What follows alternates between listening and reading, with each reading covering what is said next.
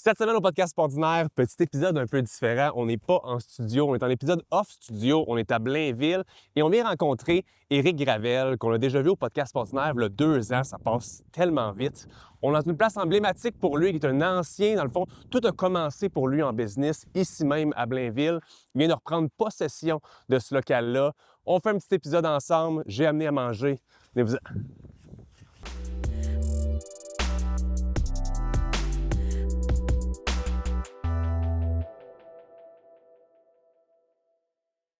Avant de débuter l'épisode, j'aimerais vous parler du sponsor du jour, qui sont mes amis de Mon Secret Gourmand, qui est la pâtisserie la plus raffinée, premium, incroyable que vous aurez jamais vue au Québec. Et ce sont les premiers à avoir lancé le concept de trompe-l'œil au Québec. Je dois l'avouer, j'ai quand même une dent assez sucrée, même si ça paraît pas tout le temps. Et avant même d'avoir la chance d'être sponsorisé par Mon Secret Gourmand, c'était une pâtisserie à Brossard que je me rendais moi-même. J'ai eu un incroyable sapin trompe-l'œil durant le temps des fêtes. J'ai épaté la galerie avec ma belle famille durant Noël. J'adore Mon Secret Gourmand. Et les trompe-l'œil sont juste incroyables, ils sont bluffants. Et si vous voulez vous aussi impressionner les gens autour de vous ou juste vous faire une belle petite date night et goûter aux différentes pâtisseries, vous allez capoter. Petit, moyen, grand format, vous allez adorer. J'ai même reçu le couple qui est derrière Mon Secret Gourmand sur le podcast Ordinaire dernièrement. Super épisode, on voit l'amour entre eux, les taquineries entre eux, mais on voit aussi la passion qu'ils ont pour faire quelque chose de premium et d'être les premiers comme ça au Québec. On voit à quel point ils ont mis du temps, de l'effort et de l'amour dans ce beau projet. Si vous recherchez, je me répète, une pâtisserie qui est premium, raffinée, des trompe-l'œil qui vont vous mettre l'eau à la bouche, rendez-vous directement dans une des boutiques Mon Secret Gourmand et ça va continuer d'exploser. Sinon, rendez-vous sur leur site web pour passer une commande aussi. Merci tellement à Mon Secret Gourmand de sponsoriser l'épisode d'aujourd'hui et sur ce, on débute l'épisode.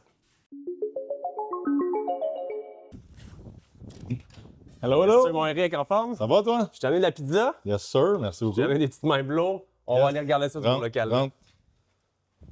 Comment ça va? Va toi en forme? Top shape, top shape. Bonne pizza. On va laisser ça ici. J'imagine on va se manger une pointe. C'est pas une pointe, c'est sûr, à Tantôt. 100%. Là, Eric, on est à Blainville. Ouais. On est dans tes anciens locaux, techniquement. On va aller faire un petit tour ensemble. Pourquoi c'est emblématique pour toi, cet endroit-là? Bien, en fait, j'avais un entrepôt ici, pas loin, juste la rue à côté. Puis il y avait quelque chose chez nous que je disais, ben, tu sais, je fais beaucoup de contenu pour les entrepreneurs. Puis je me disais de retourner, c'est pas à la base, parce qu'au début, j'étais comme dans mon garage, puis j'ai commencé zone garage. Mais quand j'ai commencé comme manufacturier, ça a vraiment été ici, ça a été mes années rough. C'est nostalgique. C'est nostalgique, Ouais. je trouvais qu'il y avait un élément de motivation là-dedans. Puis OK. je me suis dit, ben, tu sais, je veux moi-même revivre le pattern que j'ai vécu. Je connais le chemin, OK. mais je me disais que c'était emblématique de revenir dans ces locaux-là. Fait que là, c'est ce qu'on fait, on est installé ici aujourd'hui. J'adore ça. C'est en rénovation. On n'est Ouais. pas dans quelque chose de fini en ce moment. Non, vraiment On a un pas. peu de partout. On a déjà du plâtre sur nous autres. Il y a des poubelles. Là. En tout cas, si on C'est cherche bien justement correct. quelqu'un pour ramasser ça. Fait que- Ben, pas moi aujourd'hui, je te Non. garantis. On va aller faire un petit tour dans l'entrepôt. Ouais, je te montre ça. On genre tes business. All right. Venez-vous-en, guys. Venez-vous-en. Fait que, suis-moi, on va aller dans le bordel. All right. Comme on disait, hein, c'est concept off studio, mais ici, c'est... Ouais, c'est ça que tu m'avais demandé, c'est ça que t'as. On était un peu... on était un peu en déménagement encore, en mode, fais attention à tes chevilles. Dans ici. Survivor Québec. Là. Ouais, c'est ça, Survivor entreprise. Puis là, il y a un petit chemin ici. C'est juste les petits qui peuvent passer. C'est ça, Tu vois-tu? C'est le test de... Et voilà. Ah, je suis bien correct. On a une meilleure vue sur... All right. Eric, cheers to that. Cheers to that. T'es venu Merci sur le beaucoup. podcast Ordinaire, là, on le disait tantôt, presque quasiment 2 ans. Ah, je pense que ça fait un bout. Je pense qu'on est rendu vieux, Ouais. encore de 2 ans de plus. Ouais, j'ai plus de cheveux gris que j'en avais encore à ce moment-là. J'ai moins de cheveux, point. Fait que, au final, on est dans ton bordel. Ouais. Je me gêne pas des Ouais, mots dans c'est- ton non, non, bordel. c'est présentement. clairement ça. C'est, Tu viens, on l'a dit, de reprendre possession ici. Je vois du Livora, je vois sapin de Noël, je vois des produits là-bas aussi. Ouais. Techniquement, ici, là, il va y avoir plusieurs business qui vont avoir accès, qui vont utiliser le local ici.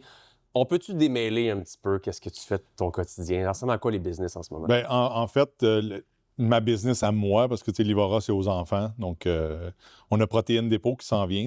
On va être partenaire. Ben, Yes. partenaire dans le sens qu'on Ouais, va vendre des produits Mindlow. 100%. On lance ça dans les prochaines semaines. Une compagnie qu'on a achetée l'année passée, donc en 2025, puis qu'on n'a juste pas eu le temps de s'occuper.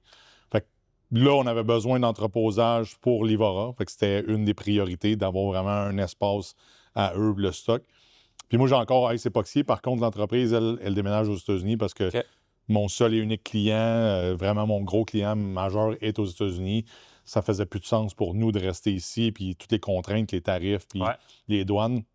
Donc là, pour l'instant, c'est arrivé ici, mais on avait quand même besoin de bureau pour gérer. C'est vraiment, je travaille de chez moi. C'est pas l'idéal. À un moment donné, tu es tout le temps enfermé chez vous. C'est le fun de sortir, venir à un bureau, venir travailler avec des gens aussi. Dans ce cas-là, je suis seul. Puis, naturellement, 2027 arrive. Mon contrat se termine. Donc, j'ai vendu en 2022. Et là, je peux revenir. C'est plus une cachette. Au début, j'étais comme, j'annoncerai pas mes couleurs. Je veux pas que la personne qui m'a acheté commence à se préparer. Puis là, je suis comme, non, on est rendu là. Puis là, les valves commencent à s'ouvrir, la préparation va se faire, puis on va être prêt en 2027. Fait que ce qu'il y avait de... J'utilise le terme en anglais « iconic », c'est que je trouvais ça le fun, c'est que j'ai l'impression de revenir chez nous, j'ai l'impression de revenir où ce que j'ai appris, où ce que j'ai développé, puis mes mixeurs, mes mélangeurs vont être placés exactement au même endroit. Les rackings vont revenir exactement où ce qui était. En fait, il y avait des rackings avant qu'on arrive ici, on les a fait toutes démancher. Ma femme me disait « Pourquoi on les garde pas? » Parce que je veux que ça revienne comme avant. Je fais comme un remodel, mais en fait, ce racking-là qu'on voit là, c'est drôle parce que le propriétaire, à un moment donné, il me dit « Ouais, je vais te le laisser, je pourrais peut-être te le vendre. » Je suis désolé, mais c'est à moi. je l'ai laissé quand je suis parti. Je paierai rien. Il est encore là, c'est à moi encore, théoriquement. Fait que c'est ça. On s'est vu il y a 2 ans. Tu as toujours le même petit nom en ligne, Entrepreneur au combat.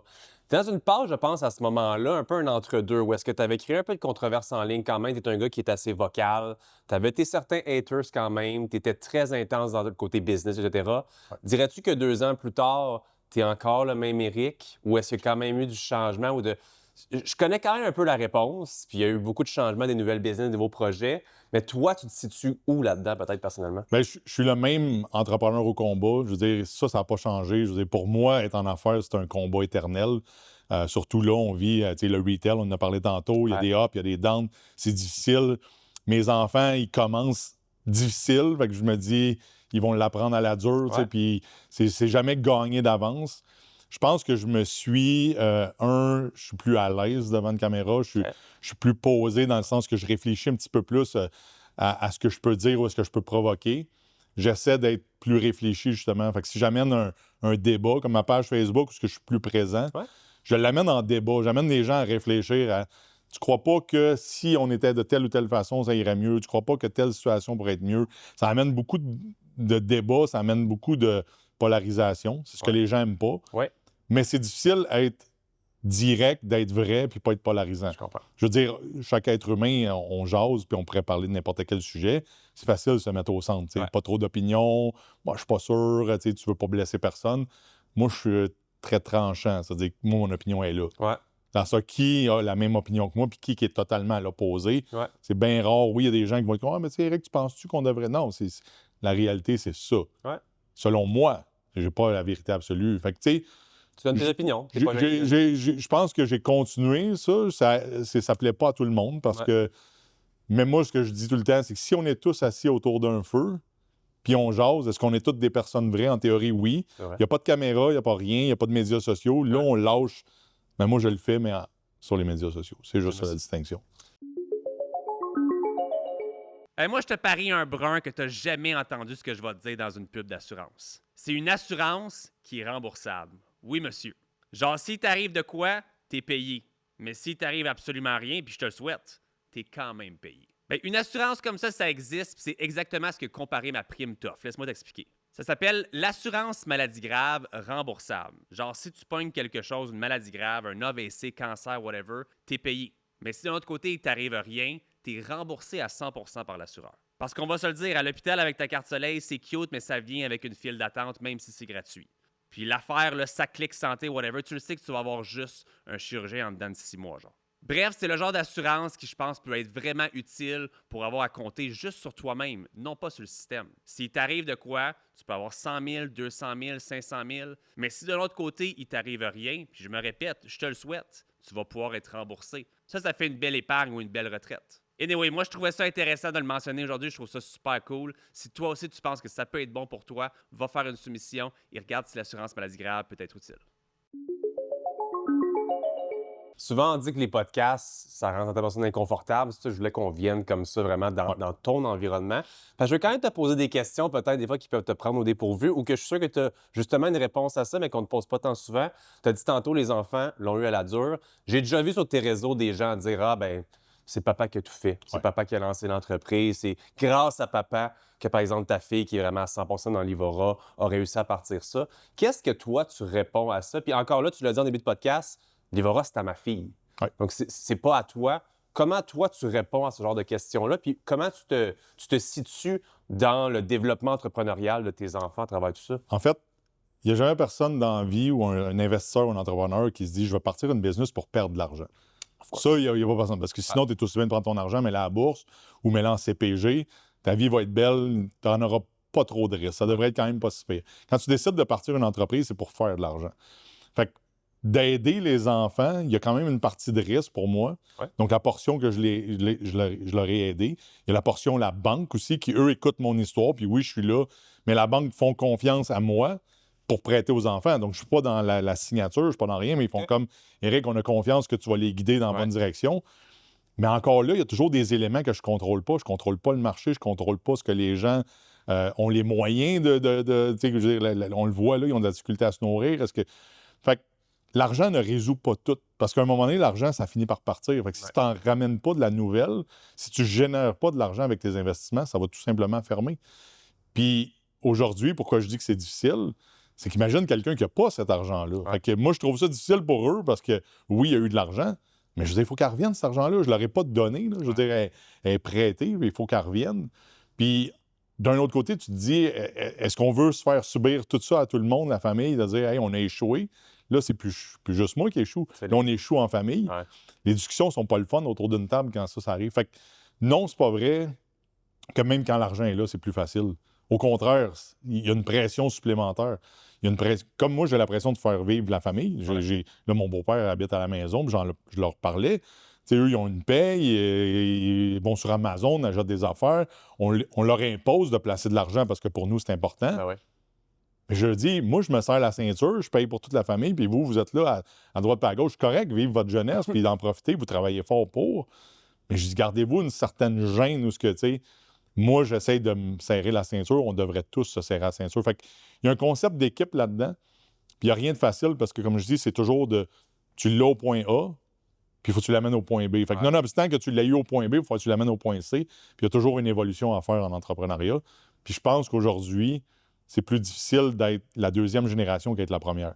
Moi, je veux dire, quand j'ai starté, personne ne me regardait, personne ne m'entendait, personne ne disait rien. Là, à l'inverse, tout le monde regarde ce que mes enfants vont faire. Puis s'il y a une troisième génération, ça va être pareil. Fait que la pression est d'autant plus élevée parce que là, tu te dois de réussir. Ben, c'est un couteau. Quand je dis tu te dois, c'est générationnel. Là. C'est les gens qui vont te juger. Ouais. Puis en étant plus sur les médias sociaux, mais je veux dire, mes enfants, ils se font reconnaître. « Hey, c'est ton père. Ouais. » Tu sais, c'est des jeunes du même âge. Là. J'ai un gars qui m'a écrit, j'étais allé à l'école la semaine passée. Il dit, c'est mon gars qui m'a parlé de toi. Il dit que j'étais allé à l'école avec. Ouais. L'école de pompiers, il y a 25-30 ans. Fait que c'est fou, là.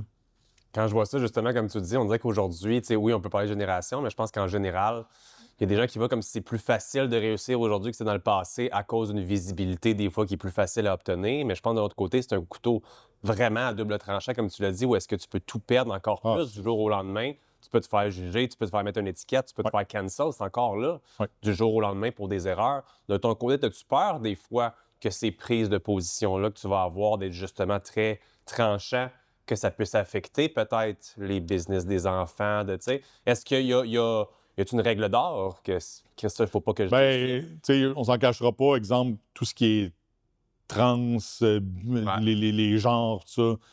Je l'ai effleuré à un certain moment donné sur la base militaire qui ont mis un drapeau trans. J'ai rien contre le fait des trans. J'ai beaucoup de problématiques au niveau des accommodements raisonnables. C'est tout le temps ça, ma problématique, où on fait beaucoup de moves dans une société pour 1 % de la population, alors qu'il y en a 99 % qui ont le problème aussi.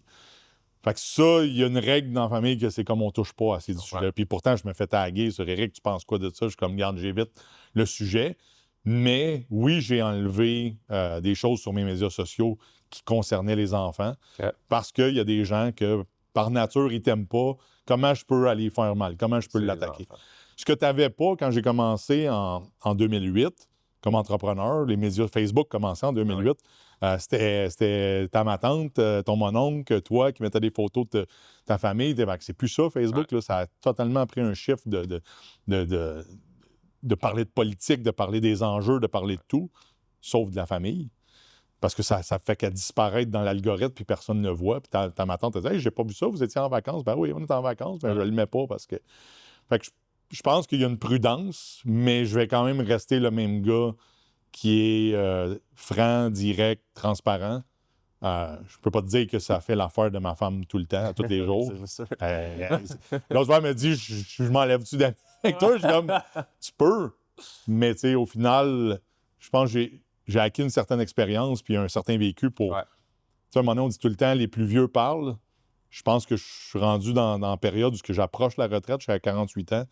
Puis je me dis que ma voix, elle doit avoir un...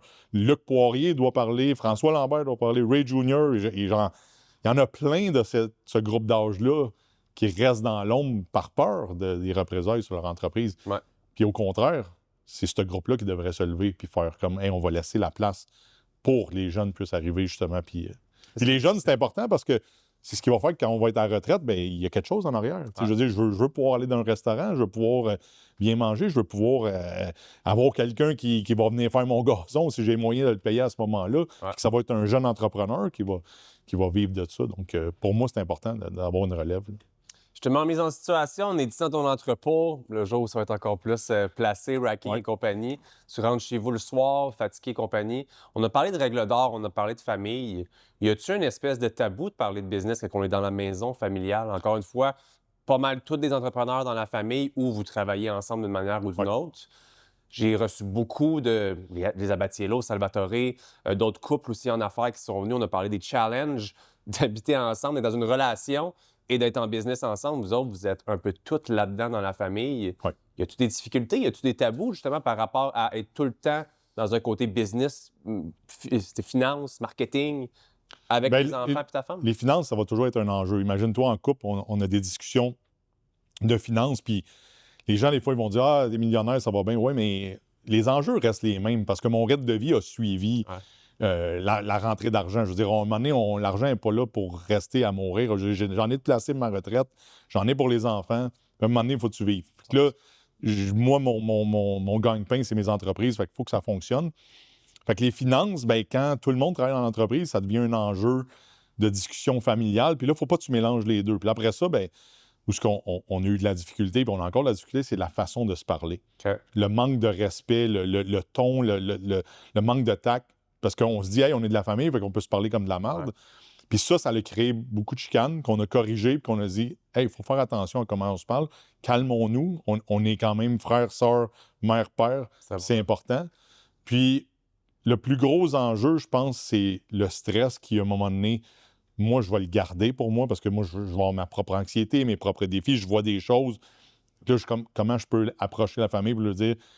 Puis eux, ils voient ça autrement, mais moi, je vois les chiffres. Eux, c'est l'efficacité. Fait que si on parle de, écoute, il faudrait couper peut-être moins d'employés, ça commence à coûter cher. Ouais, mais on a besoin pour un meilleur service. Fait que là, il y a des challenges. Puis c'est pas des conversations de couple ou de conversations qu'on aurait avec nos enfants. Et là, on est obligé de les avoir. Fait que c'est ça qui devient troublant au fil du temps, puis que ça devient difficile. Puis il y a beaucoup de familles qui vont se briser à cause de ça. J'imagine. Fait que nous, j'ai dit à mes enfants, il n'y a aucune business qui va venir détruire ma famille. Je vais sacrifier tous les business. Je les mettrai tout en faillite, ça ne me dérange pas. Je vais perdre tout l'argent qu'il faut au monde, mais jamais je vais perdre ma famille pour avoir une business qui va être à succès. Ça, c'est important pour nous. Puis à un moment donné, des fois, bien, quand on a des chicanes, on s'assied, on s'en va chacun de nos côtés. La maison est assez grande. Puis on se texte, on se parle, on se calme. Puis après ça, on reset, puis on recommence. Puis je pense que tout le monde se lève avec une meilleure attitude. Puis ça fait qu'on est gagnant de jour en jour à arriver à grandir comme ça. Mais c'est pas facile. De dire que bâtir une business en famille, c'est rose, puis je pourrais faire des TikTok puis montrer comment, regarde comment c'est joyeux, ça serait mentir à tout le monde. Parce que si on ferait vraiment l'arrière-scène de ce que c'est, les gens feraient comme « Oh shit, OK? Puis on veut pas le montrer parce qu'on se dit, on garde ça pour nous. C'est nos problèmes, c'est à nous à les gérer. Mais je te dirais que c'est c'est un gros défi.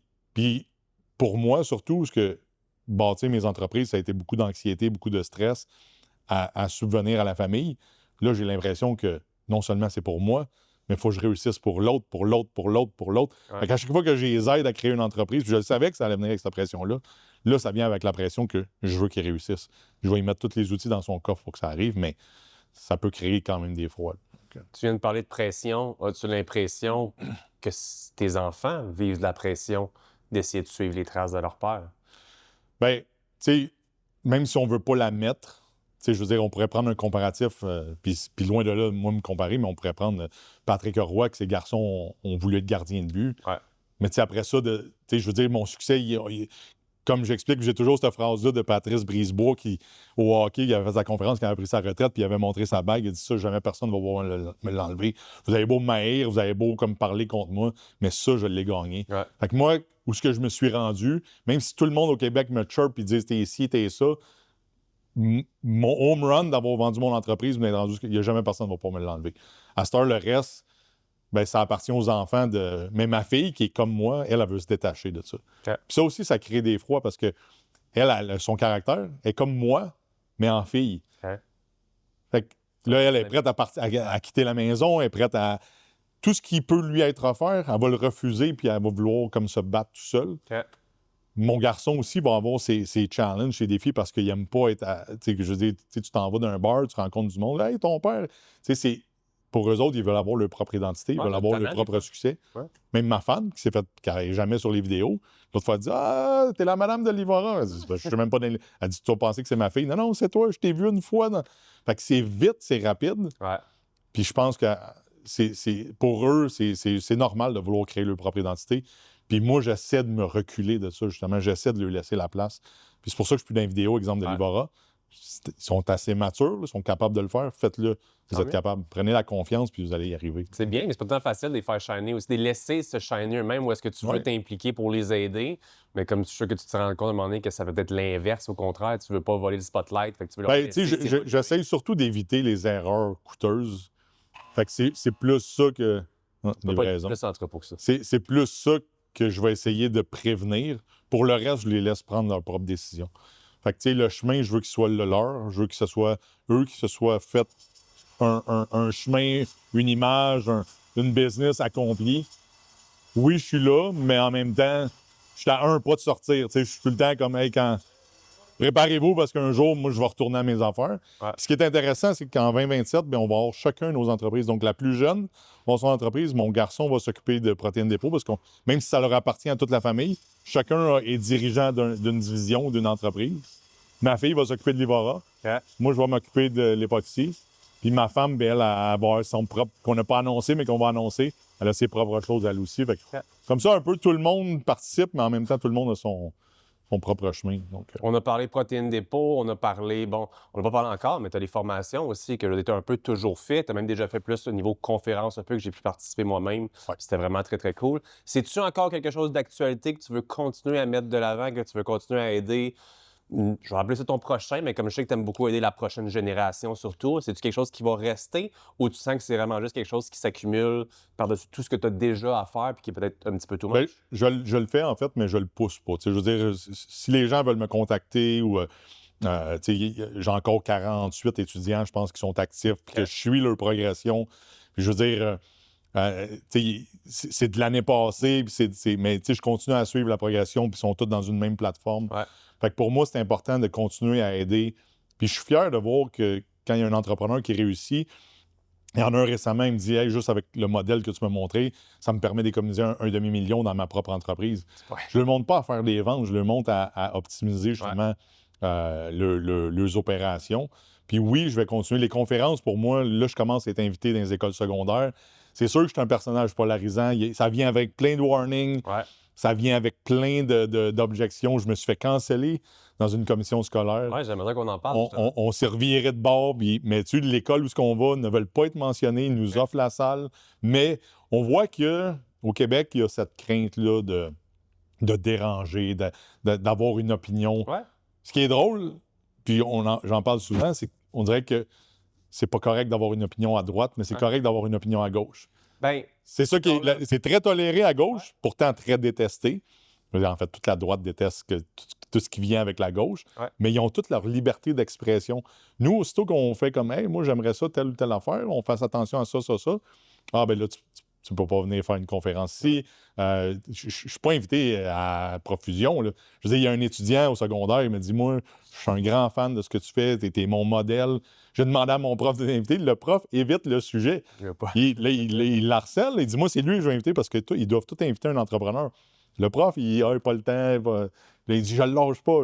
Correct, mais tu sais, comme, bats-toi pas pour ça non plus. Mais tu sais, je vois que c'est ça. Je suis un personnage qui est dérangeant, mais je ne changerai pas pour autant. On pourrait en parler des heures parce qu'au final, encore une fois, tout le monde a son opinion, mais il y a la fameuse controverse des drag queens qui allaient lire des histoires dans les écoles, puis que là, des parents, c'est OK, des parents, c'est pas OK. Puis encore là, je comprends à 100% les deux opinions. De ton bord, techniquement, c'est que tu as des opinions tranchantes. Je suis sûr, par contre, que tu ferais ta part des choses pour dire c'est une nouvelle génération, c'est un jeune d'en bas de 18 ans, il y a des sujets qu'on n'a pas besoin d'aborder autres. Mais techniquement, j'avais vu ça que tu avais été invité ou tu avais des démarches pour une école secondaire, puis ça avait été cancellé. Techniquement, c'était-tu des plaintes de des personnes qui avaient été... En fait, je l'ai vu, le post, c'était exactement ce que je parlais tantôt sur la base militaire à Valcartier. Le drapeau trans, moi, j'en parle. Moi, ce que je dis, c'est que ça n'a pas sa place sur une base militaire. Mondialement, personne ne fait ça. Les Américains font ça demain matin, ils ont été une risée mondiale. Ils ne le feront pas. Je veux dire, pour moi, un militaire, ça n'a pas d'identité, ça n'a pas de genre, c'est un numéro. Tu t'en vas à la guerre, point à la ligne. Le gouvernement canadien en a peut-être fait autrement, mais en partageant juste mon opinion comme ça, ce commentaire ou cette publication a été repris par plein de pages de gauche. Puis là, naturellement, eux, ils creusent de son comment. Puis là, peut-être 2 semaines avant, j'avais annoncé que j'allais faire une conférence. Là, ils ont communiqué avec la commission scolaire, fait une plainte.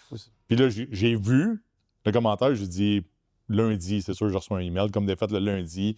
Ah, ça n'aura pas lieu, vous devez canceller tout ça. Puis là, je dis, OK, au Québec, on est vraiment rendu là où on va essayer de silencer l'opinion des gens dans le réseau scolaire en plus, où ce que.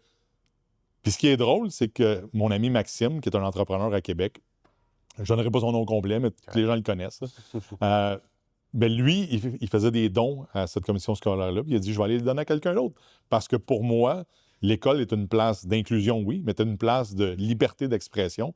Et les jeunes, justement, moi, ce que j'essaie de leur expliquer, c'est que tu as le droit de rêver.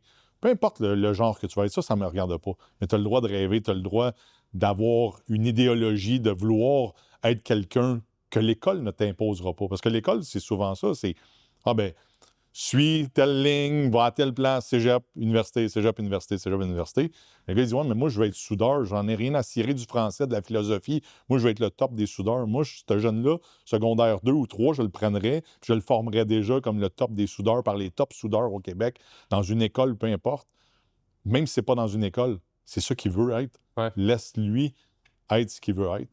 Puis je pense que c'est ce qui manque un peu dans le réseau scolaire. Il laisse les jeunes être ce qu'ils veulent, mais laisse-les rêver à ce qu'ils veulent. Puis la seule chose que tu n'as pas, c'est des cours d'entrepreneuriat où justement tu peux rêver à être quelqu'un d'autre. Oui, ça c'est vrai. Quand tu te ramasses au cégep, après ça, tu te ramasses avec... C'est pas exactement ce que tu voulais faire. Je me rappelle de mes premières années de cégep. C'est comme, t'es perdu, là. T'as aucune idée de où est-ce que tu t'en vas avec ça. Fait que là, la bonne nouvelle là-dedans, c'est que j'avais arrêté, parce que ma fille est plus jeune, fait que j'ai retourné à la caserne avec elle, à la caserne de pompiers. Ça faisait exactement 11 ans que je n'étais pas retourné. Elle était super contente. Les gars m'ont accueilli. C'est stressant, ça aussi, parce que moi, j'ai quitté en sauvage un peu. J'avais peur de le regretter. J'avais peur de mes propres sentiments. Fait que je ne suis pas retourné en caserne. J'ai appelé, j'ai démissionné. Puis c'est d'autres mondes qui sont allés chercher mon stock puis qui ont remis mon équipement puis mes chums. Ça. Fait que ça a été mal perçu. Fait que, il y en a qui me l'ont dit, tu étais parti en sauvage, il aurait voulu que tu reviennes, ça. Puis j'avais beaucoup de mes chums qui étaient en maladie. Fait que l'équipe qui était là, c'était plus vraiment mon équipe. J'étais parti depuis 2 ans déjà à ce moment-là. Mais je suis retourné avec ma fille, je suis retourné à mon ancienne école secondaire. Ils n'ont pas voulu me laisser visiter. Fait que c'est rendu très restreint. Tu n'as pas le droit de visiter l'école. Je dis, je suis un ancien étudiant, je ne suis pas un criminel. Puis finalement, elle a dit, tu peux venir à des journées carrière. Fait que j'ai soumis mon nom. Puis ce qui est drôle, c'est que j'ai 3 collègues qui sont rendus enseignants là. Fait que là, tu as tout le temps comme ce sentiment-là, hey, je suis content, mais eux, sont-tu contents de me voir ou sont-tu. C'est pas nécessairement un sentiment partagé. Puis là, finalement, mon ancienne école secondaire m'ont invité à une journée carrière. Fait que je vois qu'il y a un pattern dans la bonne direction. Parce que, justement, je me souviens. je me souviens qu'à ce moment-là, quand j'étais en secondaire 5 ou secondaire 4, il n'y avait pas d'entrepreneur qui était venu me parler. Il y avait eu un policier, il y avait eu un biologiste, il y avait eu, mais c'est toujours les mêmes Des patterns. métiers conventionnels. Alors, moi, j'y vais comme plombier et entrepreneur. Parce que, à un moment donné, tu veux te présenter comme quoi? Je vais parler des deux. Les deux comme conjointement, comme ça va donner au moins des choix. Ils acceptent pour papier, puis toi, tu glisses une petite carte. Ouais, ben c'est ça. Mais je me fais avertir tout le temps, comme là, la conférence, il va y avoir Étienne Boulay, il va y avoir Katharina Abatiello, il va y avoir, là, j'oublie des noms, là, mais c'est parce que des fois, j'ai rien que les entreprises, là, mais pas Sam, mais Lab Auto Detail. OK, ouais. En tout cas, j'ai d'autres. Max de Barbecue Québec. Comme je dis, là, je ne veux pas en oublier, mais ils ont mentionné, on ne veut pas que l'école soit mentionnée. C'est correct, je respecte ça. Ils disent, on ne veut pas que tu parles de politique. Non, je m'en vais sur un stage parler. Moi, ce que je dis aux jeunes, c'est aie le droit de rêver. Fait que quand on me demande, Éric Gravel, TQ, qu'est-ce que tu lui dirais? J'ai mis une photo de même récemment. J'ai dit, t'as aucune idée de ce que tu vas devenir, mais peu importe ce que tu vas rêver, permets-toi d'y rêver, justement, que ça peut arriver. Si on termine pour laisser un petit peu les livraisons arriver, si je te demande techniquement, tu as vendu ton entreprise pour des millions dans le passé, pas mal certain que tu aurais pu arrêter là, placer, faire des choix. Y a-tu quelque chose pour toi? Puis je t'étais même posé la question il y a 2 ans, je m'en souviens pas. Y a-tu un that's enough? Puis souvent, les entrepreneurs, moi, j'aime ça le dire, moi, je me sens comme ça. Notre créativité, c'est dans le business. T'sais, moi, je suis pas capable de faire de la peinture ou peut-être comme ça, peut-être un hobby comme ça, mais je pense pas. Est-ce que toi, il y a c'est assez... Tu sais, on a parlé de retraite tantôt. Y a-tu quelque chose qui peut te faire hey, il me semble que là, c'est assez puis que j'ai envie d'arrêter? Je pense que j'arrêterai jamais de performer. Je suis comme ça de nature. Ouais. Je veux dire, je vais aller faire du karting avec ma fille d'11 ans. Il n'y a aucune chance que je la laisse gagner. Il n'y a aucune chance que je laisse un kid de 11 ans autour de moi gagner puis je vais y rentrer dans le mur. Tu comprends? J'ai toujours été comme ça. Je suis un être compétitif.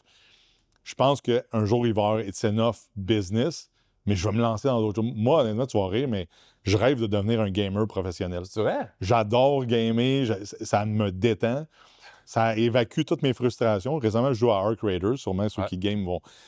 Ça m'enrage. Des fois, il est rendu 1h du matin, ma femme m'a dit « Fais quoi? » Là, je gueule, c'est parce que j'ai 2 écouteurs.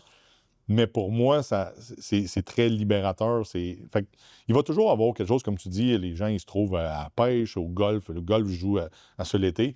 Mais je pense qu'il va toujours avoir une journée où je vais venir faire mon tour. Je vois M. Abatiello qui semble être comme déranger tout le monde, chialer après tout le monde. Je me vois beaucoup comme ça. À venir puis me mettre le nez dans les affaires qui ne me regardent pas, juste pour être certain que tout est sous contrôle puis que dans le fond, ça ne me regarde pas. Pas en tout, mais je pense que je vais toujours avoir une journée ou deux parce que je vais aimer rentrer au bureau, mais rendu le mercredi, moi, être comme golf.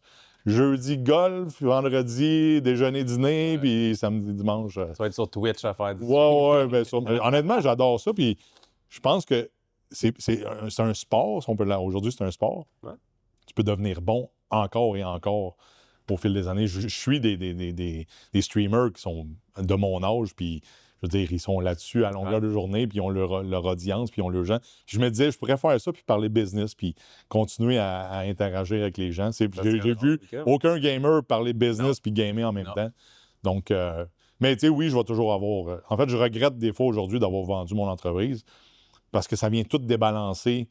Puis c'est des conseils que je donne à cette heure à des entrepreneurs qui disent « Eric, je veux vendre, c'est quoi tu me conseilles? » Sois prête. Moi, je n'étais pas prête. En fait, j'ai vendu, puis là, du jour au lendemain, je me ramasse avec rien. En fait, le plan, c'est que j'étais censé travailler pour eux, puis ça va jamais comme c'est censé aller.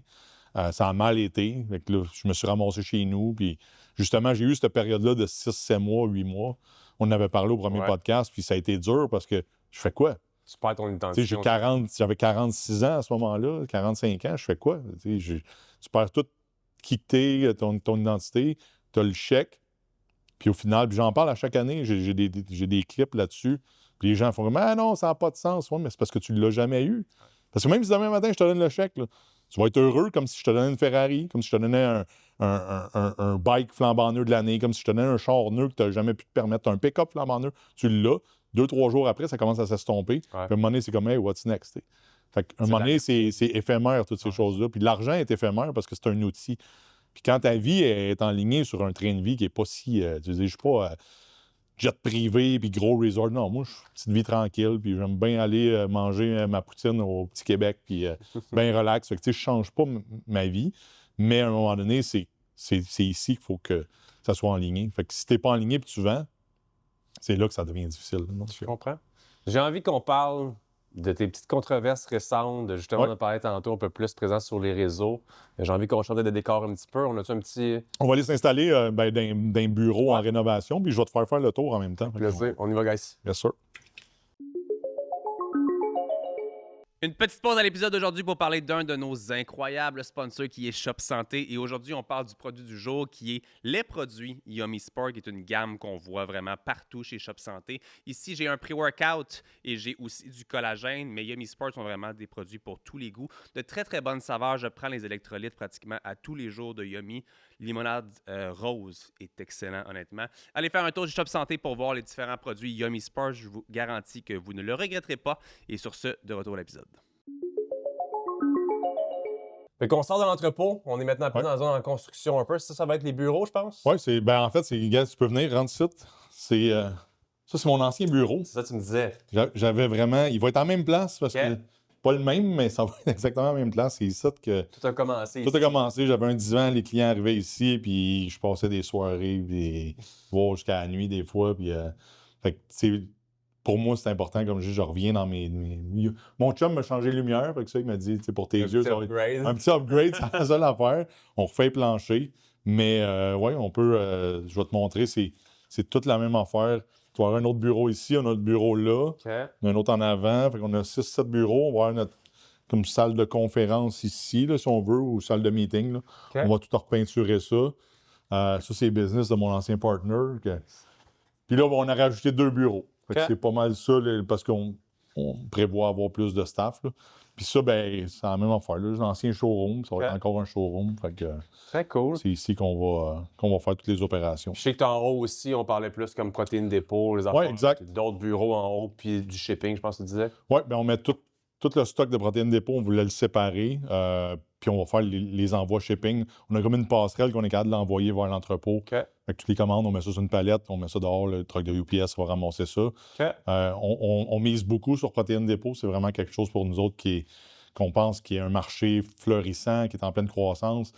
Comme on parlait tantôt, les contacts qu'on a, je suis super content. Je t'ai appelé en premier, je t'ai dit, écoute, j'ai mis en contact avec Léane, notre employée. Puis pour nous, c'est quelque chose qu'on pense depuis longtemps. Puis quand l'opportunité est arrivée, qu'on l'a acheté l'année passée, le timing était parfait. C'est dans notre lignée de business en ligne. J'en ai observé d'autres, j'en observe d'autres, puis on continue à... Mon rêve, c'est éventuellement d'avoir comme 8, 9, 10 business en ligne. Je suis un gros fervent à cette heure aujourd'hui. Si tu me dirais d'avoir 10 business à 10 millions, même pas, 3 millions, excuse. 10 business à 3 millions plutôt qu'une à 30, je vais prendre les 10 à... Ah ouais, t'aurais plus, plus 100%. de quantité. Ah ouais. 100%. Parce que on dirait que tu peux te permettre qu'il y en ait une qui a le moins bien, qu'il y en a une qui est plus difficile. Tandis qu'une à 30, toute la pression est sur tes clients, sur tes fournisseurs, sur le même modèle de business. Je sais souvent qu'on dit que le premier million, il est le plus difficile, mais qu'après ça, 10 millions devrait être plus facile. Tu vois-tu quand même comme si gérer des entreprises qui font jusqu'à 3 millions, c'est peut-être encore plus accessible que quand tu tombes à 1 à 30 millions, le saut est énorme dans la gestion, dans les ressources. En fait, quand je vais retourner dans l'époxy, je pourrais la monter à 30 millions en un claquement de doigts parce que c'est tous mes anciens fournisseurs, clients, c'est des chums, je veux dire, ça n'a pas changé. Puis ça me tente même pas de retourner là. Je vise plus comme un 10 millions facile. Le vendredi, fini à midi. Je suis rendu dans ce mindset-là. Puis je veux que mes enfants... On a cette vieille mentalité-là de dire hey, on compte plus nos heures, on fait 100 heures, 120 heures. Je ne sais pas si c'est vraiment ça, la vie. Je me dis, je veux pas que mes enfants vivent la même chose que moi, parce qu'ils ne verront pas leurs enfants. Puis je vois des jeunes entrepreneurs aujourd'hui qui grindent beaucoup, ils bâtissent le business, puis après ça, ils passent du temps avec leurs enfants. Puis je me dis, wow, si j'avais pu un jour faire ça, je l'aurais fait. Aujourd'hui, je me récupère parce que je travaille avec eux. Ce que d'autres gens n'ont pas la chance d'avoir. Fait que je me considère chanceux. Mais je vais toujours prôner le « Hey, vendredi, tout le monde s'en va, on dîne ensemble, on se raconte des histoires, on a du plaisir. » Mais ça, c'est 10 business à 3 millions. Là, ça peut être 5, mais je veux dire, à 3 millions, là, c'est le fun. Tu peux facilement, avec du online, aller te chercher un 800 000 de profit. Tu sais, puis rendu là, c'est en masse. Là, je veux dire, il n'y a plus rien. Fait que quand t'en as 10 comme ça, la vie est belle. Là, je veux dire, t'as pas de besoin. C'est juste des envois, tu commandes du stock, t'envoies un peu de marketing, des vidéos, t'as du plaisir. Fait qu'il y a beaucoup moins de stress de cette façon-là. Avant qu'on se place pour la fin du podcast, on va peut-être échanger ta pizza. J'ai un petit cadeau pour toi. Ah, de merci 40, beaucoup. je sais pas si tu les connais. De 40. Ouais, les jeunes, je les ai vus. Hey, Ils ont merci fait un beau beaucoup. petit cadeau si tu veux c'est regarder. sharp. On a pris ton Les gars du logo. Saguenay, hein, je pense, ou sont Les tous gars du Saguenay? sont à Lachenay, je pense, maintenant, les gars. Il y a un accent du Saguenay, ou à moins que je le confonds avec un autre gars. C'est Michael, il fait beaucoup de vidéos. C'est une compagnie de jeunes qui viennent de monter leur compagnie d'impression comme ça à plus qu'1 million par année. C'est vraiment une belle compagnie. Puis ils font de l'impression techniquement sur n'importe quoi. Fait qu'ils t'ont fait un sac pas ordinaire, mais avec ta phrase que tu as, Pour vrai? Care, work harder sur le top. Ah, sharp. Là, t'as plein d'affaires, t'as Livora. Je pense Je veux pas le déposer en terre parce que c'est sale, là. Mettre ta pizza Mais là. vraiment sharp. On peut voir.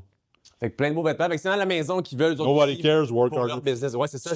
Savais-tu que c'est l'image qui frustre le plus les gens? C'est sûr que oui. C'est incroyable comment que j'ai des commentaires.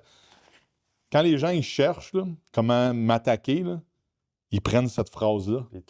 Puis je la changerai jamais parce que la journée que je l'ai mis, moi, c'est une phrase que j'avais dans mon bureau, puis que j'ai en cadre avec une image. J'ai beaucoup d'images du film 300. Puis moi, je suis un fan de tout ce qui est militaire. J'en parle souvent, l'armée américaine, les vidéos d'armée américaine, les jets, les F-35, ils vont sortir les F-47, tous les avions bombardiers, peu importe. Moi, depuis que je suis petit cul, je rêvais de m'asseoir un jour là-dedans. Fait que le nobody cares, là, c'est en voulant dire, des fois, on essaie de parler fort, puis on essaie de. On s'en sac. Tu comprends-tu? C'est comme ta vie, ma vie. Moi, je donne mon opinion. Mais au final, ce que tu penses, j'en ai rien à cirer, réalistiquement parlant. Fait que, puis je le sais que les gens se plaignent parce que c'est difficile. La vie est difficile. Oui, moi aussi, je le dis des fois que la vie est difficile. Mais je vais essayer de travailler plus fort, point. Puis la phrase, c'est juste ça qu'elle résume. Mais ça vient toucher la petite corde sensible. La petite corde sensible qu'on a. Ben, merci au gars de 40. Merci à 40, c'est à la maison. Vous les autres ici. Allez voir ça, c'est pas de belle compagnie. Je vais déballer ça à la maison, mais je ne veux pas le salir. Je veux juste. On va y trouver une place. On se place. On se place. Éric? Yes. Deuxième partie de notre super podcast dans notre studio de luxe présentement. Écoute. On fait ça, on est sponsorisé par Home Depot. Oui, c'est ça. On essaye en tout cas. On essaye, moi. Je suis de plate. Éric, j'ai envie qu'on parle un petit peu plus. Réseaux sociaux, parler un petit peu, on l'a dit tantôt, tu es quelqu'un qui donne beaucoup son opinion en général. C'est quoi ta relation avec, parle-en en bien, parle-en en mal, mais parlez-en. En fait, je pense que j'ai toujours été comme ça. Je me suis fait connaître dans le marché d'époxy de cette façon-là. Les gens n'étaient peut-être pas conscients parce que ça se passait plus sur Facebook, mais aux États-Unis, dans le sens que, je veux dire, à un moment donné, tu peux pas tout voir ce qui se passe sur ces médias sociaux. J'ai toujours été dérangeant. Toujours été quelqu'un qui parlait haut, fort, puis essayait de provoquer, d'avoir cette attention. Puis ça fonctionne toujours, le personal brand. Puis ça n'a pas besoin de plaire tout le temps. Je pense j'ai exploré tous les côtés où je pouvais être détesté, puis ça fait parler, puis je pouvais être aimé, puis ça fait parler. Puis je pense que ce qui est intéressant de ce côté-là, c'est que tu as toujours cet aspect-là où tu peux devenir meilleur. Les gens vont te pardonner. Je veux dire, tu peux avoir une mauvaise passe, de mauvais post, tu l'échappes ou tu as peut-être une période de frustration puis tu dénonces beaucoup de choses. Les gens sont moins d'accord ou en tout cas une portion de la population est moins d'accord. Puis à un moment donné, tu vas revenir sur tes positions puis je pense que c'est accepté d'être capable d'être assez humble pour faire comme « je pense que je me suis trompé dans cette période-là. » Tu vois comme s'il y a moins de cancel? Il y en a moins. Parce que de toute façon, moi, ce que je vois, c'est qu'à un moment donné, le cancel, ça a fait son temps, dans le sens que là, il y a un anti-cancel. C'est-à-dire que moi, je l'ai vu justement avec le groupe Abatiello, puis quand Guillaume a fait sa sortie, puis je sais que Guillaume, aujourd'hui, ne veut plus en parler, mais moi, j'analyse ça froidement aujourd'hui un peu plus. Après, il avait parlé de la culture. Puis Gino Chouinard, je prends tout le temps cet exemple-là, a sorti. Mais Gino Chouinard, c'était un entrepreneur. C'est un entrepreneur, lui aussi. Puis quand les gens qui défendaient Guillaume se sont revirés contre Gino Chouinard, on fait comme « Oh, attends une minute, là. » Le cancel du cancel peut arriver aussi. Fait que là, les gens qui cancellent, quand ils se rendent compte que hey, moi aussi, je peux creuser sur toi, moi aussi, je peux te trouver. On l'a vu aux États-Unis, la femme, je ne sais pas si tu as vu, qui a volé la balle de baseball à un jeune. Oui. Puis là, non, mais il y a une recherche intense qui se fait, je veux savoir c'est qui. Puis à un moment donné, les réseaux sociaux, c'est fort. Fait que le cancel culture vient comme faire une boucle complète, quand ça te revient en face, tu fais comme, ouais, OK, ça me tente plus tant de jouer à cet épisode de vouloir canceller. Fait que moi, je veux dire, je cancelle pas personne, je milite pas pour ça, mais en même temps, moi, je milite pour la liberté d'expression. Ouais. Puis je pense qu'on a tout, puis je suis le premier, si tu viens débattre sur ma page, peu importe que tu sois jamais d'accord. Moi, puis j'en ai, là, c'est jamais, jamais. J'ai un Jean-Claude, exemple, là. Je l'ai félicité l'autre fois, je lui ai dit, écoute, t'es le gars, à tous les jours, t'es jamais d'accord. Genre, jamais. Sur aucun, mais il est toujours respectueux. Puis ça, je vais respecter ça, à 100%. Ouais, parce que je te vois, l'écran, il y a du monde, des fois, t'as beaucoup de haters. Ouais. Que si je te ramène encore une fois, dans le 2 ans, t'en avais un qu'on connaît tous, qui était beaucoup sur ton TikTok et compagnie, peut-être quelques autres, mais qu'on connaissait moins. Je pense qu'aujourd'hui, t'en as un peu plus parce que ta visibilité a encore augmenté. Puis même, on dirait que le réseau que tu utilises maintenant, qui est beaucoup plus Facebook, a peut-être une plus grande quantité de commentaires, des commentaires qui sont quand même développés aussi, des gens qui, comme, s'ils sont pas 100%. d'accord, ils vont assez loin dans leur explication, puis les d'accord aussi, comme c'est quand même rendu comme un forum quand que je À un moment donné, c'est que je l'ai viré comme ça, parce que j'ai réalisé qu'il y a un réel débat. Puis j'aime mettre ma fameuse photo, parce que j'étais assis sur une chaise AI, puis le feu est pris dans la pièce. Fait que des fois, je lance le sujet, je mets mon opinion, je me fais taguer là, non-stop. Là, puis c'est comme Eric. Là, on dirait que les gens cherchent mon attention. À un moment donné, je vais répondre, puis après ça, j'arrête. Mais là, le feu est pris dans la place. Là, c'est comme... Je regarde le lendemain, c'est rendu à 800 commentaires. Je suis comme, oh shit, OK, il s'est passé quoi? Mais il y a beaucoup de respect. Puis je me suis fait blâmer de mal gérer ça. Je dis, écoute, c'est impossible de commencer à voir que, hey, toi, tu as manqué de respect à lui. Écoute, mais il y a un danger à ça parce que est-ce que je pourrais me faire blâmer à un moment donné avec les lois qui sortent de mal avoir géré la discussion, de mal. Puis il y a ça présentement, Radio-Canada récemment dit, hey, on ne veut pas que ça déborde, donc on arrête les commentaires, on les envoie sur une plateforme où il n'y a pas de commentaires. Puis ça coupe la liberté d'expression. Fait que là, les gens chiolent sur le fait qu'on enlève ça. Fait que moi, je laisse la liberté d'expression. Je laisse les gens d'être assez adultes pour être capables de se parler. Mais c'est pas long que ça dérape, là. On le voit. Je veux dire, moi, des fois, j'écris quelque chose, peut-être un cave. Bon, je suis comme, OK, bravo pour l'argument.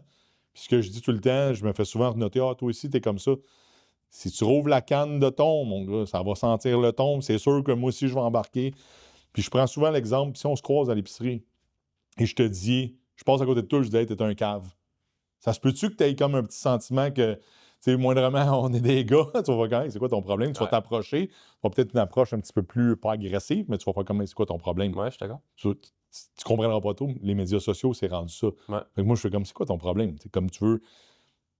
Mais, à un moment donné, tu te rends compte comment fonctionne. Comme je t'ai dit tantôt, sortir la bonne phrase, comment on appelle ça, avoir de la répartie. Ouais. La bonne phrase, pas trop longue, je m'ostine pas. Ouais. Je vais te fermer la gueule avec les bons mots une fois. Puis là c'est là que j'appelle ça comme la horde, elle débarque, mon gars. Puis là, ils voient tout ton commentaire, tout le monde rit de ton commentaire. Mais il y a quelque chose de malsain là-dedans. C'est que je me dis des fois, ouais, je suis comme un peu précurseur d'autres gens qui se font attaquer après. Ouais, je comprends. J'aime pas ça. Puis je me dis, je peux pas contrôler ça. La société est rendue un peu... tu sais, je veux dire, j'ai eu un commentaire l'autre fois qui a dit je te souhaite un cancer du cerveau. Ouais, j'ai vu. Je l'ai republié et cette personne-là est venue s'excuser puis elle m'a supplié. Là, pas, elle m'a dit, tu peux-tu l'enlever, s'il te plaît, en message vocal? C'est rendu intense. Je présume qu'il y a des gens qui sont allés comme... Fait que, tu sais, il y a ça de malsain, puis j'essaie d'amener des débats sains dans la société, mais c'est pas facile, aussitôt que tu commences à parler de politique et de... C'est ça le problème. On l'a dit tantôt, de gauche, de droite. Quand t'es dans le centre, premièrement, t'attires pas aucun des deux. T'es juste dans le centre. Quand t'es dans un bar ou d'un autre, t'attires beaucoup de gens. Puis on en voit, il y a des gens que je vois les noms revenir encore et encore et encore à chacune des publications. Mais des fois, je me dis, si toi, t'as le temps de publier autant, eux, ils ont le temps de commenter autant, puis c'est assez intense. Est-ce que tu le sens des fois que, justement...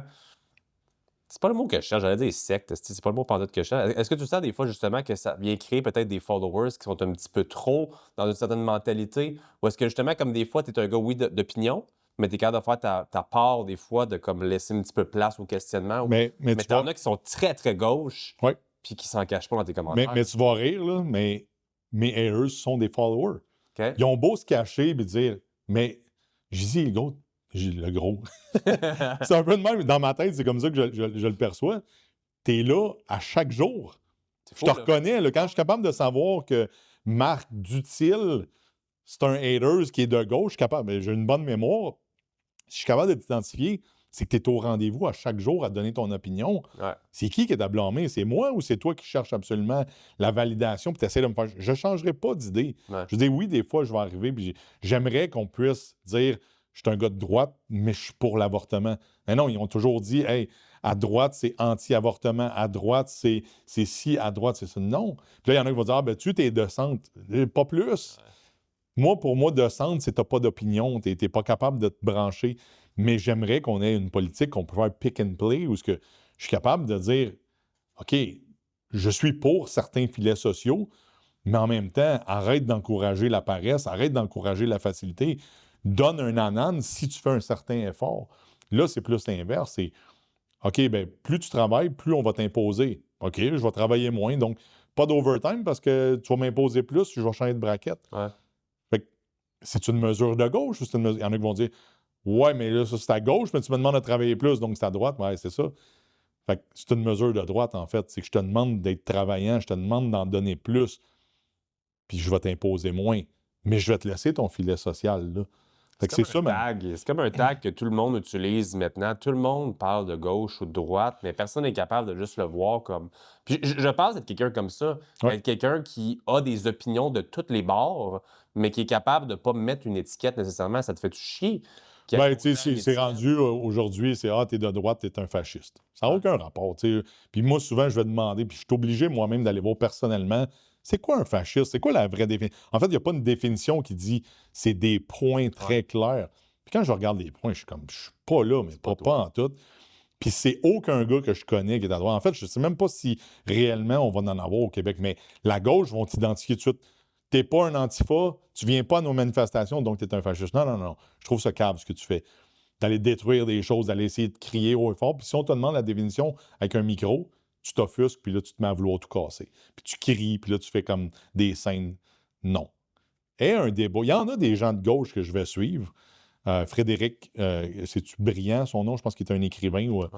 Honnêtement, c'est un de ceux que je suis comme... Puis à tous les jours, c'est Make America. Lui, il dit comme faire l'Amérique moins fasciste. Puis l'autre fois, je l'ai écrit, je trouve que tu tagues beaucoup comme le mot fasciste à droite. Je pense que ça n'a aucun rapport. Je pense qu'on peut... Il y a des mesures qu'on peut trouver qui, oui, on va se rejoindre. Tu vois que le gars, c'est un gars intelligent, c'est un gars brillant, c'est un écrivain, mais je ne suis pas d'accord avec tout ce qu'il dit. Mais on est capable d'avoir un discours. C'est là qu'il faut ramener à la société, c'est d'avoir un débat. Discussion. Puis de dire, hey, on va mettre des points ici, puis on va essayer de s'entendre. Puis un coup qu'on s'est entendu, on met une cause, là, puis on dit, ça, c'est réglé. Ouais. Le problème, c'est que le gouvernement lui-même sont tout le temps en confrontation, ne sont pas capables de dire, toi, tu vas faire quoi? PSPP, là, j'en pose des questions, il ne répond jamais, c'est normal. Je dis, OK, tu blâmes ça sur les conservateurs, tu blâmes ça sur la CAQ. Toi, là, tu prends la CAQ, OK, ça clique, les fraudes, le ci, la corruption. Toi, est-ce que tu peux promettre que tu n'en feras pas? Que ça t'arrivera jamais? Ah, silence radio. Ouais. Oui, ils vont le promettre, mais après ça, ça va être autre chose. Après ça sera autre chose. Tu sais, donc, À quel moment est-ce que la politique est devenue, je vais l'appeler une stratégie pour toi, dans le sens où tu as commencé à publier il y a quelques mois, assez tranquillement, un peu plus business, un petit peu plus justement comme... Tu avais pris, on dirait, une pause, puis tu es revenu un peu plus en intensité. Puis à un moment donné, la politique est comme apparue là-dedans. Tu as même réussi à tromper un peu les gens en pensant que tu allais te lancer en politique. Tu as rencontré Éric Duhem, même en parlant avec lui. À quel moment c'est arrivé, puis ça occupe quelle place pour toi au quotidien? Est-ce que c'est vraiment une stratégie ou c'est juste un sujet qui te tient à cœur? Puis il y a beaucoup de gens qui te le demandent. Pourquoi tu postes autant? C'est vraiment pour tes business ou pour autre chose? Bien, en fait, pour répondre à ta première question, le fait de poster autant, il y a des théories là-dessus. Puis les gens, ils disent « Ah, tu passes du temps. » Non, c'est tout est programmé d'avance. Puis je peux avoir une équipe qui pourrait mettre 60 posts par jour. Les streamers, c'est ce qu'ils font. Ils vont tellement inonder qu'à un moment donné, tu finis par grabber l'algorithme, puis l'algorithme te grab, puis tu finis par être là. Puis j'expérimente des journées où je vais publier 2 fois, puis il y a des journées que je peux publier 15 fois. Puis j'essaie de voir et de comprendre qu'est-ce qui fonctionne là-dedans. Puis la politique, pour moi, ça a toujours été un intérêt. J'ai toujours aimé ça. Ce qui se passe à travers le monde, je me renseigne tout le temps. J'ai dealé à travers le monde. Mais pour moi, il y a toujours un intérêt d'être en politique. Ma famille ne veut pas, ma femme ne veut pas. Mais je pense qu'en plongeant dedans sur les médias sociaux, je me disais, Là, je vais voir si je vais être capable d'interagir avec les gens et d'être en politique. Ouais.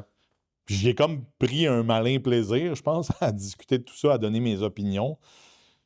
Puis je dis pas non à être un jour en politique, mais j'attends le right play, right moment, comme un entrepreneur. Ouais.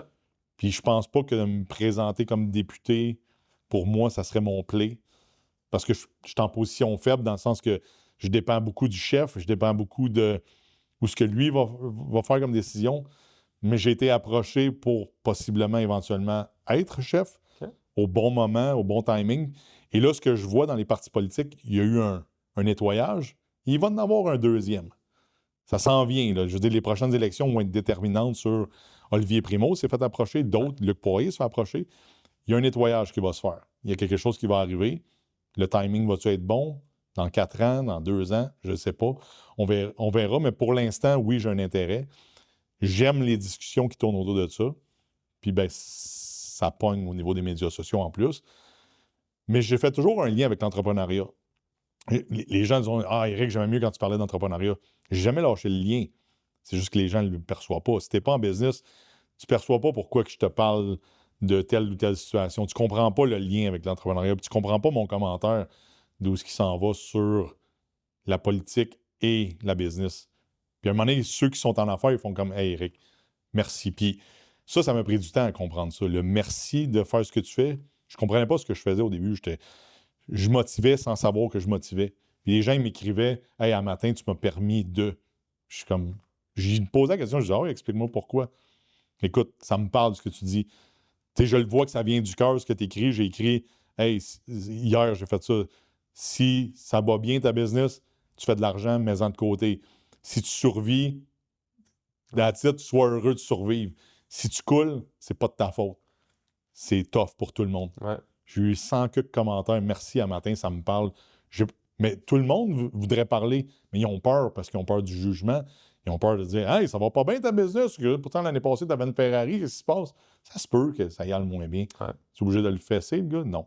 Fait que moi, j'essaie d'être cette voix. Je l'ai faite avec PC Jolicoeur récemment, où que les gens il a donné 100 000, les gens ont fessé dessus. Après ça, la plainte à l'AMF, les gens vont fesser dessus. Il a sorti publiquement, Journal de Montréal, 45 minutes après, vont fesser dessus.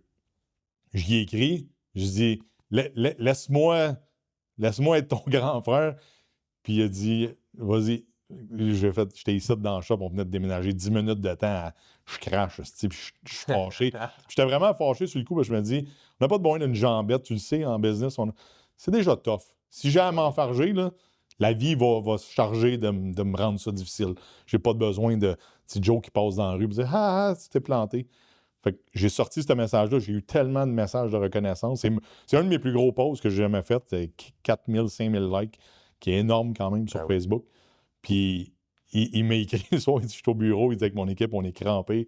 Mais je dis, je vais arrêter, là, mais moi, je veux être une voix pour les jeunes entrepreneurs, justement. C'est ce que les gens ne comprennent pas. Puis c'est le problème des réseaux, qu'on montre souvent juste le beau, puis on montre le succès, on montre les choses parce que c'est motivant aussi. En même temps, tu ne veux pas me montrer à quel point tu as des difficultés.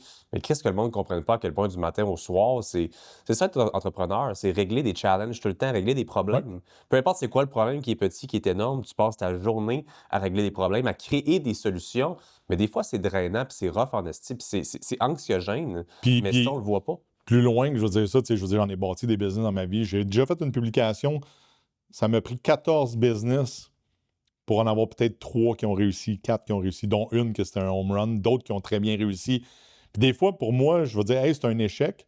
J'en avais eu une ici, pas loin d'ici, une couple d'années, zone hockey. J'ai pas fait faillite, ça a juste fermé. J'ai perdu de l'argent, j'ai perdu 200 000. J'en ai jamais parlé. Mais quand je fais ma liste de business pour dire hey, combien ça en prend pour réussir, c'est moins gênant. Les gens, ils font comme hey, OK, ça se peut que tu aies un fail. Puis aujourd'hui, je me rends compte que des fois, de mettre tes problèmes de l'avant, ce que j'ai commencé à faire, puis j'étais un des premiers entrepreneurs à le faire, puis de parler des difficultés mentales, difficultés avec la famille. Ouais. Mais quand tu vas de l'avant, on dirait que le contre-coup est moins pire. Fait que si demain matin, j'avais une entreprise qui ferait faillite, ce qui pourrait être possible, est-ce que je suis à blâmer? Pas nécessairement. Ça peut être le marché qui est totalement mort. J'en ai parlé tantôt. Il y a des marchés, des fois que j'essaye, tu fais ça, puis oups, 1 an ou 2 après, le marché est totalement mort. Ouais. C'est pas de ta faute. Tu as essayé, tu as perdu de l'argent. tu mets la clé dans la porte, c'est faire faillite. Ça ne veut pas dire que tu as perdu énormément. Puis, au final, des fois, je me dis d'en parler puis d'aller de l'avant, ce qu'aucun entrepreneur ferait. Bien, peut-être que ça a été nu, justement, puis là, tout le monde ferait comme hey, moi aussi, ça m'est arrivé. Ouais. Tu as le droit d'en parler, mais les gens ne le font pas parce qu'ils ont peur des représailles. Donc, c'est tout le temps ça. Puis, je ne cacherai pas que je m'expose quand je fais ça. Autant que je m'expose à la pression qui vient à réussir, à être ces médias sociaux, je peux pas. Aussitôt que, on a parlé tantôt de Dreamwater, il y a du monde qui essaye encore. Ouais, puis Dreamwater, comment ça va? Puis, à Star, comment je leur ferme la gueule? T'as combien de business à 30 millions? Combien que t'en as eu? T'as vendu silence radio. Ouais. Voilà. J'ai plus besoin de rien dire d'autre. J'ai pas besoin d'argumenter avec toi. Ouais. Je peux en avoir. J'ai vu des entrepreneurs américains essayer 20 business puis en vendre une 500 millions. Ouais. T'en as besoin d'une. Je suis d'accord, 100%. Tu as commencé à faire de l'argent avec Facebook. Oui. À faire des publications et autres. Of course, tu as fait une publication l'autre jour en niaisant que tu avais dépassé le seuil de la pauvreté. C'est réel. C'est quoi, 2000 quelques piastres? C'est 2000 US par mois. C'est quand même drôle. Fait que, tu sais, je veux dire, oui, je fais. Encore là, c'est provocateur, mais ça fait réagir. Ouais. Mais ça fait réagir parce qu'il y a des gens qui n'y ont pas cru. Puis je suis encore, écoute, c'est rien à côté d'exemple. Je ne peux pas imaginer comment Olivier Primo reçoit, il n'en parle pas, mais s'il est inscrit à monétisation, Il en fait, c'est sûr. il en fait, c'est sûr. Lui, il en fait autrement aussi avec des commandites, des sponsors, des choses comme ça. Mais il a partagé, puis j'ai eu cette discussion-là, à un moment donné, et je pense qu'il est rendu à 200 000 followers. Moi, j'arrive à 24 000. J'avais un compte à 40 000, je l'ai perdu, je l'ai remonté à 24. Puis c'est 3 000 nouveaux par mois. Mais en millions de vues, j'ai atteint, je pense qu'il était à un moment à 35 millions, j'ai atteint 28, 29. Je suis pas bien loin, puis on s'entend, c'est l'utilisateur unique au Québec. Là, je pense qu'il y a 3,5 millions d'utilisateurs sur Facebook. Je l'ai atteint un mois. Ça veut dire que j'ai atteint tout le Québec au complet. Après ça, le nombre de vues, c'est la quantité de fois que tu vas venir commenter, que tu vas interagir, puis là, les vues se multiplient. Tu peux venir voir 10 fois la même publication parce que tu as commenté 10 fois. Mais je sais pas s'il y a un autre level à ça au Québec. Parce que justement, on dirait que c'est comme si je l'avais plafonné. Puis là, c'est dur à maintenir, honnêtement. Là, je suis redescendu à 24 millions. Là. C'est tough. Là. C'est parce que la quantité que tu publies en plus... Non, c'est tough. Là. Je veux dire, je vais continuer, mais là, j'essaie de le faire avec peut-être moins de contenu, mais comme... Encore là, faut que tu arrives à se trouver des sujets qui sont quand même... Oui. Cuba était... Je sais pas pourquoi. Cuba, c'est avéré être un sujet hyper payant. Tu vois comment c'est ironique, la situation, c'est un pays qui en arrache. Puis j'arrive à faire de l'argent monétisé en parlant d'un sujet parce que je cible les Québécois qui y vont. Pour moi, c'est... comme pays. Ben, pour moi, parce que, tu sais, des publications, quand tu entends « et toute la nourriture est pour les touristes, puis il n'y a rien pour les Cubains, puis tu y vas. Ouais. » Je trouve ça comme, OK, t'es content de dire ça aux nouvelles. Moi, pour moi, c'est la stupidité à vue de tout le monde. De dire... Ça me rentre pas dans la tête. Moi, je fais comme... Puis, tu sais, on dirait qu'au Québec, on est champion pour ça. Puis les journalistes sont bons pour les trouver. Là. Je sais pas ce qu'ils vont, mais ils arrivent toujours à frapper un home run. Puis tu te dis, ça, c'est du contenu TVA pour les 10 prochaines années. On va le revoir, ce clip-là, dans 10 ans. Ah, ouais. Puis mes petits-enfants vont rire de ça. Ils vont dire, voyons, non, ça n'a pas d'allure. Ouais. C'est ça. Y a-tu justement, comme à tous les jours, tu publies énormément? Ouais. Veux pas, en ce moment, avec qu'est-ce qui se passe, comment ils ont mis de côté, tu sais, les journaux, les affaires qu'on est plus censé partager, les articles. T'es quasiment rendu le journal, toi, sur ta page, à publier les affaires, etc. Est-ce que tu sens que tu nourris une certaine négativité ou est-ce que tu sens plutôt que tu es juste là pour donner ton opinion? Je suis sûr que tu comprends ce que je veux dire dans le sens où il y a beaucoup de sujets négatifs en ce moment. Puis, veux pas, c'est souvent les sujets qui vont être les plus chauds, qui vont être les plus controversés, qui vont être les plus payants, même avec ça aussi. Comment toi, tu vois ça, puis comment tu vis ça au quotidien, d'un petit peu nourrir une négativité de par des gens qui viennent aider, puis comment tu vis ça en même temps? Mais si on n'en parle pas, qui va en parler, tu sais? Je suis d'accord. En fait, le journal, avant, autant qu'il peut être détesté, autant que TVA peut être détesté, il y a quand même un débat qui se fait, il y a quand même un sujet. Je pense que ce que les gens n'aiment pas, c'est l'approche qui est mise, où, c'est exemple, récemment, c'est Trump, toute la faute à Trump. Il n'amène pas une objectivité dans la discussion. Moi, j'essaie de ramener l'angle à, OK, ayons une discussion, puis débattons sur ce sujet-là. Ouais. Puis je pense qu'en tant que société, on doit avoir des débats.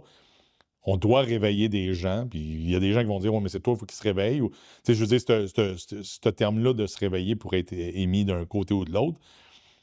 Mais on a beau amener quelque chose de positif, il n'y aura jamais le même impact que la société est rendue négative comme telle.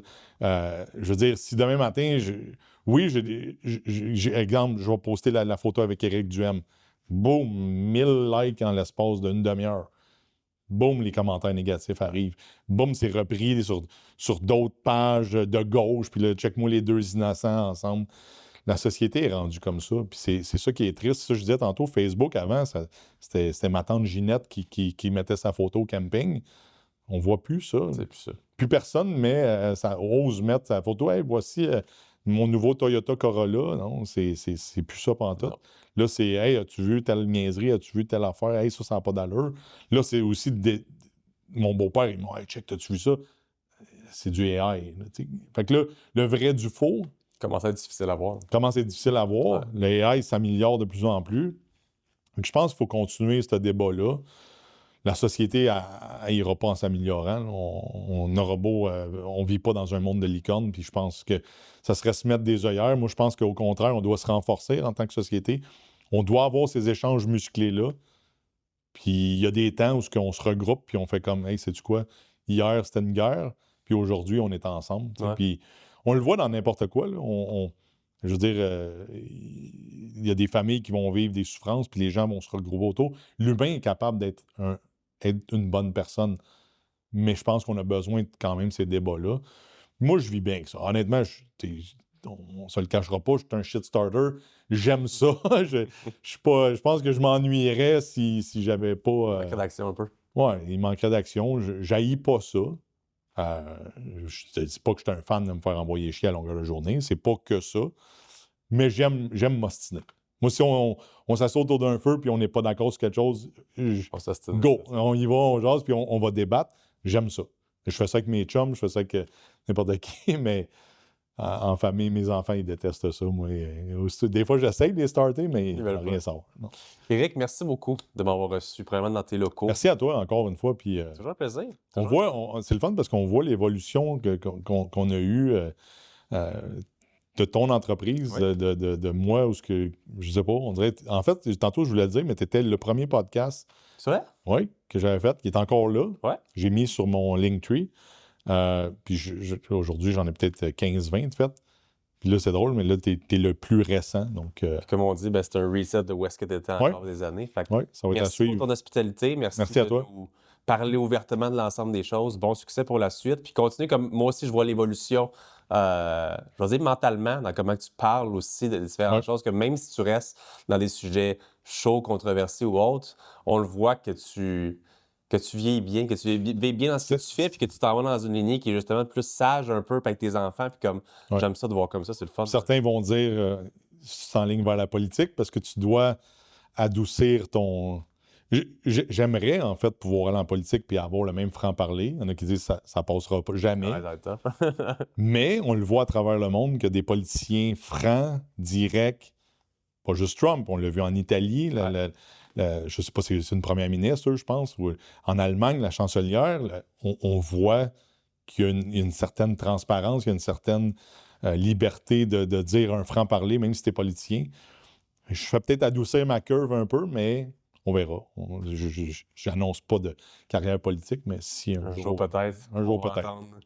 Le débatteur et le timing is everything, so on verra. Merci, mon ami. Merci à toi. Merci.